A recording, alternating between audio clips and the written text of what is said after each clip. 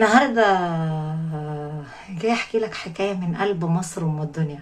فتحيه لشعب مصر كله، وتحيه لمصر ام الدنيا، لان مصر جابت يا باشا ابطال تبقى هناء هرم مصر. وتحيه لام الدنيا، واللي ملوش خير في بلده يا باشا ما ينفع يبقى له خير في اي حد. معروفه صح؟ اللي ملوش خير في بلده ملوش في خير حد. اسمع وافهم كلامي. قصتنا النهارده عن ولد ابن حلال، شاب كتير لطيف وإنسان مؤدب ومحترم كتير وهم متربي، اسمه يحيى. يحيى كان عنده شركة، وكان جاب أمه تعيش معاه عشان يتقي الله فيها. هي بقى قامت تقوم بالدور. يحيى عمره 28 سنة، إنسان على خلق، وقال أعوض أمي، مش معقول أسيب أمي في الشارع، ومش معقول أسيب أمي في شقة إيجار يا باشا. هي دي الرجولة برضه. السلام عليكم ورحمة الله وبركاته. نفسي الناس تريح نفسها خالص، تعمل بريك لحياتها، تطنش الناس وتطلعها من حياتها. في ناس يا باشا ما بتحب تطنش الناس، بتحب تحط على الناس. يلا مش مهم. هواك واتمنى لو انساك، وانسى روحي وياك، لو ضاعت تبقى فداك، لو تنساني يا حبيبي. في ناس بتتدخل في اللي ماليها فيه، واللي مالكش فيه ينزل يا برنس يلد عليك. صدق بنت هرم مصر كلامك النهارده يعني عامل شربات شربات شربات شربات، ورب اللي خلقني انت اللي شربات. بس لو سمعت كلامي وامري يا مدام هناء، انت تأمري واحنا ننفذ. ثانك يو على ذوقك يا واد. انزل احط لايك سبسكرايب، تقول لي شربات شربات شربات، اقول لك يا رب يشربطها عليك، ويجعل السعاده بين ايديك والرزق تحت رجليك، ويرزقك بعدد حبات الرمل والمطر، ويفتح لك الابواب ويسهلها عليك، ويبعد عنك ولاد الحرام. اللهم امين. ويبعد عن العين، العين اللي راشقه فينا. سيبوني في حالي بقى، ابعدوا عني بقى، سيبونا في حالنا بقى، ابعدوا عننا بقى، احنا ناس شقيانه بقى، جبناها من تحت السلم. سيبونا في حالنا، ما تعرفوا حكايتنا. اسمعوا واعرفوا، اسمعوا حكايتي، كنا عايشين احلى عيشه، والنهارده بقينا فين. اسمعوا حكايتي، اسمعوا حكايتي، كنا عايشين احلى عيشه، والنهارده شوفوا مكاننا بقى فين. سيبونا في حالنا بقى. الرحمه والجوز على الحي والميت. انتوا مش ربنا عشان تحاسبوا البشر. ربنا خلق الجنه وخلق النار.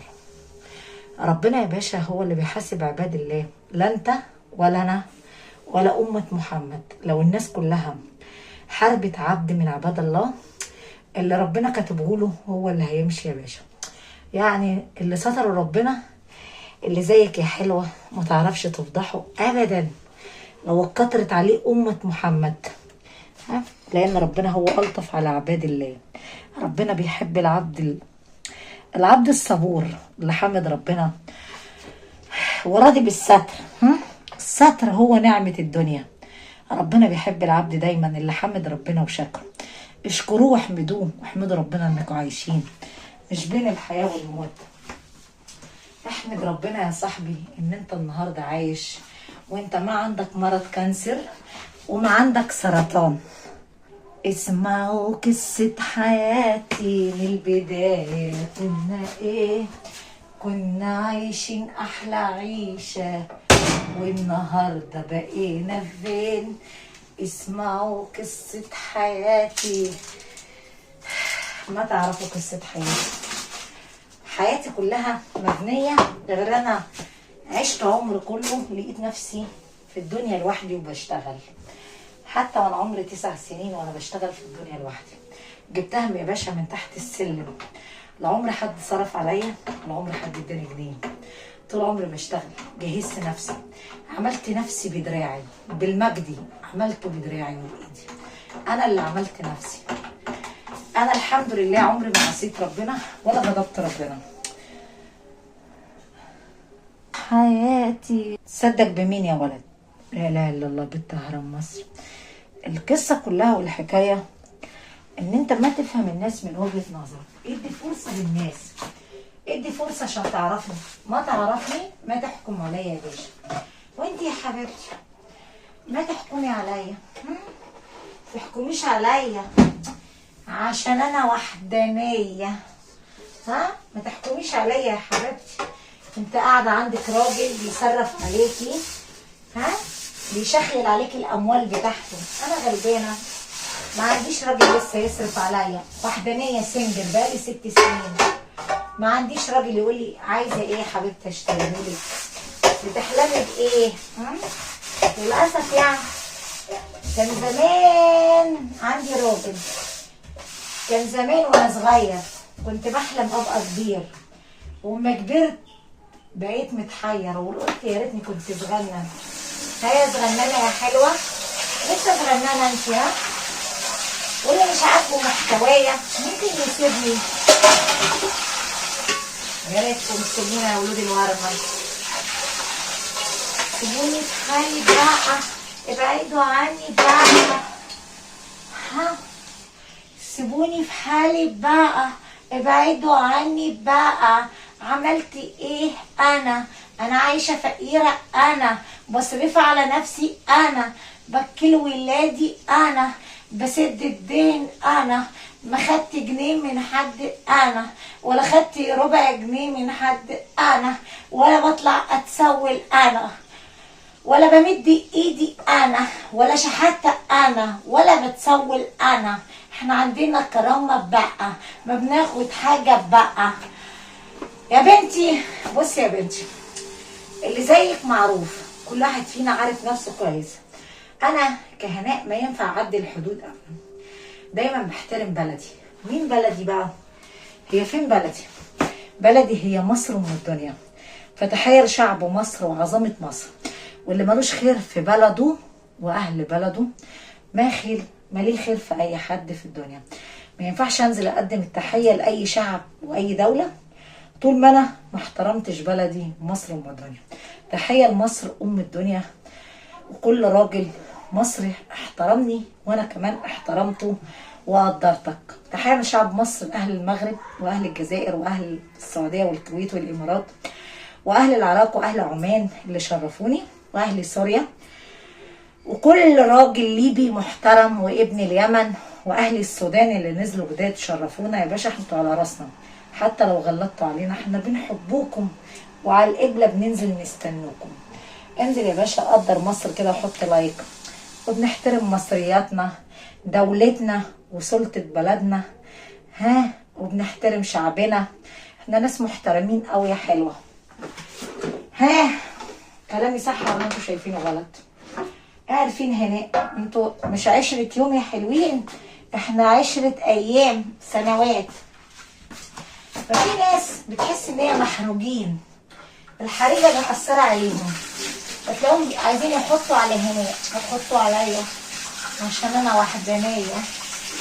يا حبيبتي الحمد لله نحترم بلدنا لاننا محترمين قوي. يا ريت تسيبونا بقى يا حلوين، سيبوني في حالي بقى. المهم يا حلوين، الام داخله على ابنها، طلعت من المطبخ حضرت له فطار وقالت له انا عايزه منك سلطه. انا يا ابني عليا فلوس ادفعها، وراح ادفع الفلوس اللي عليا الاموال واجيب العلاج. سلفني 3000 جنيه مصري. سكت، خلاها اسلفك انا؟ عيب يا ماما تقولي كده، انا ما بسلف حد. طبعا مراته سمعت كلام زعلت كتير، تفكروا ان هو مش عايز يديها فلوس. فجالي تليفون ضروري من الشركه، تعالى بسرعه عشان في خطأ كبير في المخازن، لو ما حضرتش الدنيا هتخرب. طبعا للاسف يعني جه يجري راح بسرعه قعد يفكر في قلب السياره بتاعته وهو جاي يخش الدوام ويقول امي حصل لها ايه؟ يا ترى امي اتجننت ولا انا متهيألي؟ ازاي امي تستلف مني؟ طيب ازاي وصلت امي للمكانه دي؟ انت فهمت؟ انا وصلت امي انها تاخد مني اموال؟ يا خساره. طب عقلي راح فين اما امي تستلف مني؟ انا مخطئ مع امي. انا فعلا اخطأت مع الست اللي ربتني وخليت امي تمد ايدها وتستلف مني. انا بقالي فتره ما اديت امي فلوس. انا غضب ربنا عليا. يا رب سامحني، انا وشي منك في التراب عشان امي زعلانه مني. سامحني يا رب، لا ترضاك تسامحني وتغفر لي ذنوبي عشان قصرت مع الست اللي ربتني وكمان بتخدمني وقاعده في بيتي. سامحني يا رب. انا كنت مفكر الاكل والشرب ومش هتحتاج اموال. قعدتها كنت مفكر ان هي مش هتحتاج لي.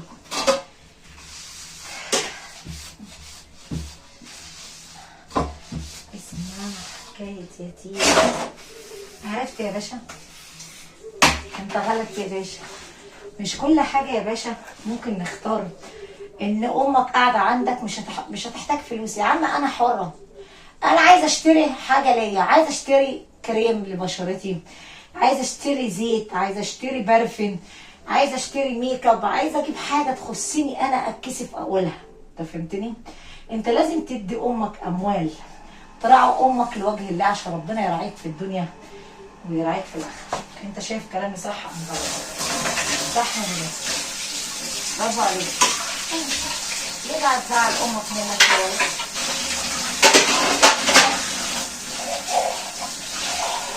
مفيش حكايه واحكيها اسمعها وافهم معانيها. الست الدنيا خيالي.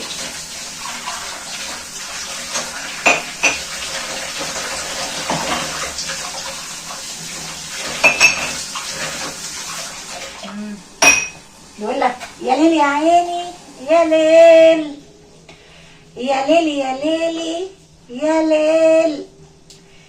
اسمع حكاية يتيم ومرات ابوه طرداه ومن النعيم حرماه وفي الخلا منيماه. ليل يا باشا ليل ليل العطاء شاليل. ينفع كده امك تقول لك سلفني؟ مراته زعلت كتير، دخلت الغرفه جمعت كل الاموال اللي معاها، لقيت معاها 2000 جنيه بس يا باشا. قالت لها خد يا ماما حقك على راسي، ان ابنك مش مهتم بيكي، ما تزعلي من ابنك ارجوكي توصل اليه، حقك على راسنا، يظهر ان احنا عمينا في نظرنا. قالت لها لا يا بنتي انت ذنبك ايه تديني فلوسك، انا ما عايزه شيء منك. قالت لها خديهم ما دي فلوس ابنك برضه، ما تزعلي مننا عينينا، حقك على راسنا، احنا مخطئين ليكي يا ست الكل، نعتذر كتير بسعادتك. قعدت تبوسها مرات ابنها تقول لها اوعي تزعلي من ابنك ارجوك، تدعي له ربنا يفتح له الباب. وبحب الناس الرايقه اللي بتضحك على طول، اما العليم المتضايقه يا باشا انا ماليش في دول. تقول لي يا باشا مرات ابنها قعدت تبوسها وتقول لها خدي سامحينا، صرفي نفسك بدول لحد يحيى هيجي، حقك علينا يا ست الكل. وهي دي فعلا مرات الابن المحترمه اللي كتير متربيه اهلها عرفوا يربوها. في مرات ابن مش كويسه ما بتدي اموال لحماتها ابدا.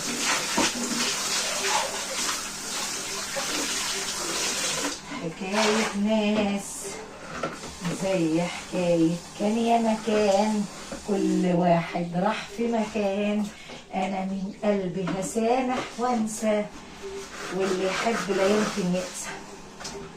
انا حبيتك من قلبي بس انت اللي نسيتني يا صاحبي. صح صح يا هناء، خدي بالك يا هناء من نفسك، انتي اسطوره ماشي، والاساطير ما بيتعوضوا. ماشي. وانت ايه بقى يا حبيب والديك؟ انا ايه؟ انا انسان فقير يا هني عادي. طب يلا خدوهم فقراء يغنوكوا ربنا. انا ست ما بحب الا الفقراء.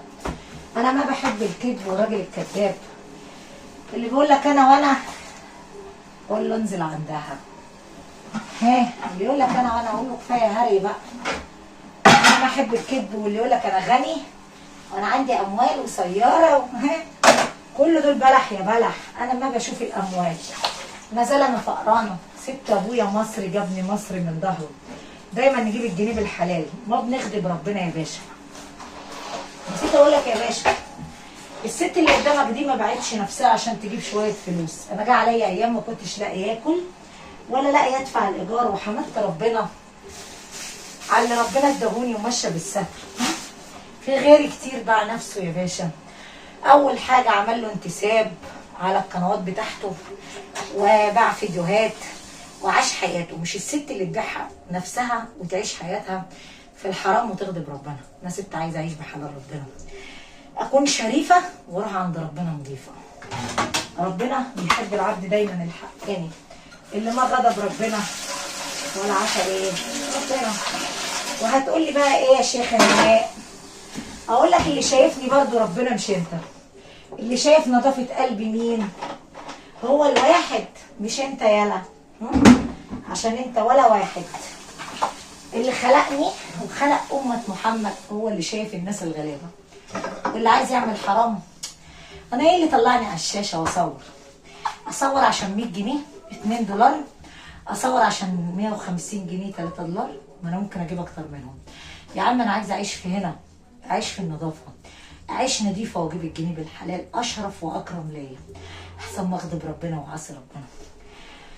انصحك نصيحه يا ولد، اوعى ذاتك من الايام تغضب ربنا عشان وحش عليك. تروح لربنا تقول له ايه بقى؟ انا عصيتك عشان انا مش معايا فلوس. الفلوس ما بتعليش الا الرخيص.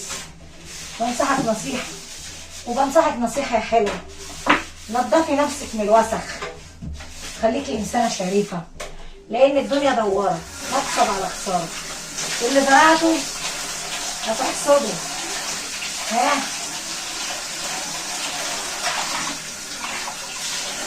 وانا ست بتشرف ان انا فقيره ومصريه. احسن ما اكون ايه بعت نفسي يا حلاتي وعايزه ذكر ينزل يقول لي انا علمت عليكي وخدت مني جنيه. ها وقلنا في الاول وفي الاخر احنا مصريات ما بنبيع نفسنا ولا بملايين. احنا عايزين نعيش بالحلال يا باشا. انزل انزل قدم التحيه لشعب مصر. مصر هي ام الدنيا، مصر هي بلدي. وانزل انزل، السياحه اشتغلت، عاملين لك دعوه، عاملين لك دعوه تنزل مصر ام الدنيا. ليلتين ب 100 دولار يعني ب 5000 جنيه شرم او مطروح.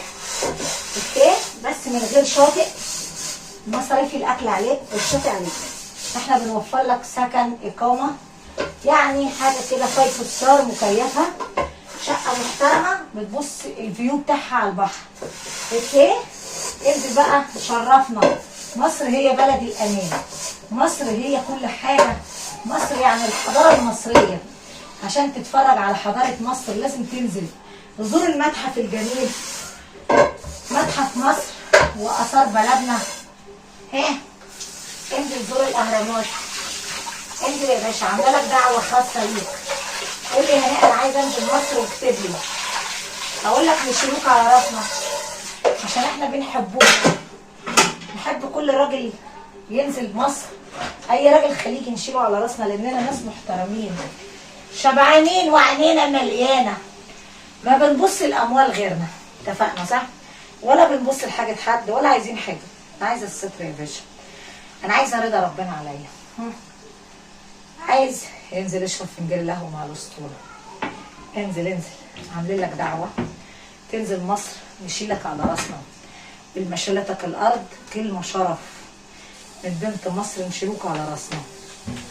احنا ناس محترمين، ولو ما معكش اموال برضو احنا نشيلوك على راسنا ونعرفك ان احنا ابطال وجبنا راجل ونحميك بعيوننا.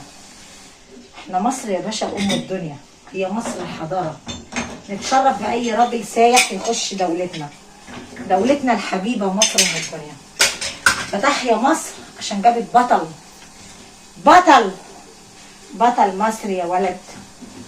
انت بقى قدم التحيه لشعب مصر، وانا بقدم التحيه لكل راجل محترم. طبعا احترم دولتي ومصر من الدنيا، احنا نشيله على راسنا. انت حلوه يا هناء، انا بحب بلدي هي اللي كبرتني، بلدي هي اللي عملتني، بلدي اتربيت فيها وشربت من نيلها، وطبعا بتجري في دمي. لما تنزل تقدم تحط علم مصر انا احترمك. قول لي انت من اي دوله؟ من دولة المغرب ولا من الجزائر ولا من السعودية ولا من ليبيا ولا من الكويت، عشان ننزل نقدم لك التحية يا باشا. ها؟ انزل كده جرب وقول لي تحيا مصر وتحط علم مصر، تحيا مصر وعظمة مصر. انا دولتي كذا. انزل تاني يوم اتشرف بسعادتك وانزل اقدم التحية لدولة المغرب، دولة السعودية، دولة الكويت، الجزائر. يا باشا انتوا على راسنا. جرب كده وشوف الرجولة ادب. احنا ما بناخد اموال من حد ولا عايزين فلوس. الفلوس مع ايه؟ الفلوس مع الامراض. احنا شبعانين يا باشا ومعانا الحمد لله. انا شبعانه من طبلية ابويا من قبل ما اشتغل على منصه اليوتيوب وانا شبعانه. يعني مسكت جنيه وانا عمري 9 سنوات، شبعانه من الاخر. انا اللي بجيب الجنيه مش هو اللي بينزل يجيبني. في فرق اما مره الجنيه بيجيبها، في فرق اما المره اللي داست على قلبها وعملت مجدها بايديها. خلاص بتشرف ان البلد دي بلدي، واللي ملوش خير في بلده يا باشا ماليه خير فيك ولا في اي حد. اتفقنا؟ انزل بقى حط لي لايك واشتراك على هناء هرم مصر الرابع، وقول لي انا بحبك يا هناء، اقول لك وانا بحترمك. عايزين ننزل يا باشا نستلم الدرع على هناء هرم مصر الرابع. اعمل بحث لو انت ما اشتركتش عليها عشان ننزل نستلم الدرع التاني نكمل ال100,000. لو بتحبيني قول لي تم كده وانا من اني دوله عشان انزل اقدم لك التحيه. انزل يا باشا، احنا بنحبكم ودايما بنحترم الناس الجدعه. طول ما انت بتقل بيا وتقول لي كلام قليل الادب في التعليقات ما ينفع اتشرف بيك ابدا ولا احترمك. انا احترم الراجل المحترم. ها؟ كلامك مش محترم بعمل لك بلوك تعليقات يا باشا. يعني انت اتحطيت في البلوك. ما يشرفني اعرف راجل زيك.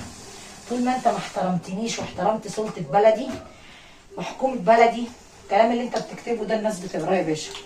خليك راجل محترم. احترم نفسك قبل ما تحترم الناس. لو احترمت نفسك يا باشا الناس هتنزل تحترمك. وانا واحدة من الناس انزل اعظم لك واقدم تحية لدولتك. هو ده كلام العقل يا باشا. واللي معاجبه كلامي ينقلع من قنواتي. اتفقنا؟ انزل الغي اشتراكك يا باشا. وما يشرفني اعرف راجل زيك طول ما انت بتغلط فينا.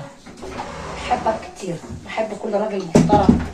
احترم الزلمه الفقرانه المصريه. مصر جابت رجوله، والرجوله ادب مش هز كتير. بتشرف ان انا مصريه. نقول تاني، انا السيده هناء الاسطوره، ست فقرانه متطلقه من 2020، وبحترم بلدي وبحترم نفسي قبل اي حاجه. ومن احترم نفسه الناس نزلت احترمته. اي تعليق هتكتبه مش محترم يتعمل لك بلوك يا باشا. انا ما عندي عزيز ولا غالي طول ما انت بتستقل الناس الفقرانه. ليه؟ انا ماليش في حاجه. تهيألي كده كلامي عجبك صح؟ احترمتنا نشيلوك على راسنا. استقلت بيا وغلطت فيا يبقى انت الخسران. خسرت انسانه محترمه كتير. تعمل لك بلوك تعليقات. كفايه عليك تتفرج على كلامي، تتفرج عليا بس وتشد بلاستر على شفايفك من غير ما تنطق وسك على البوك. يالا اتفقنا صح؟ قدامك النسوان كتير اللي بتغضب ربنا بس بعيد عني. انا ست فقيره مصريه بجيب الجنيه بحلال ربنا. لا عايزه منك فلوس ولا عايزه منك شيء. هتشاهد الفيديو اهلين اهلين اهلين سهلين. ما تشاهد الفيديو قلعتين قلعتين قلعتين اتقلع من قنواتي. في مليون مره بتعمل لك انتساب وبتعرض فيديوهاتها.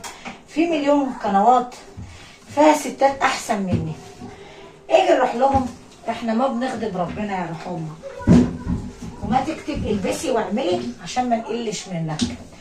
عجبك هناء اهلين. طبعا يحيى جه ادى الام 20,000 جنيه قال لها سامحيني يا ماما، انا ما كنت اعرف ان انت عايزه تستلفي، انا قصرت معاكي كتير يا امي الايام اللي فاتت، انا مخطئ يا ماما. راح تبوس راسها ووطي على الارض بس رجليها. انا ما دورت عليك يا امي، فكرتك بتاكلي وتشربي بس، ما عندك مسؤوليات ولا نفسك تشتري ايه ولا الكلام ده.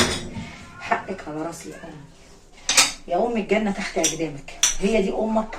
انزل اسال على امك وراعيها واديها فلوس. عايزه تشتري حاجه انا بتكسف اقول، في حاجات حقيقه انا بتكسف اقولها، يعني في حاجات ما ينفع اقولها للناس ولا اقولها لابني ولا اقولها لبنتي انا رايحه اشتري كذا. انا من النوع اللي بتحرج على فكره، كل واحد حر في خصوصياته.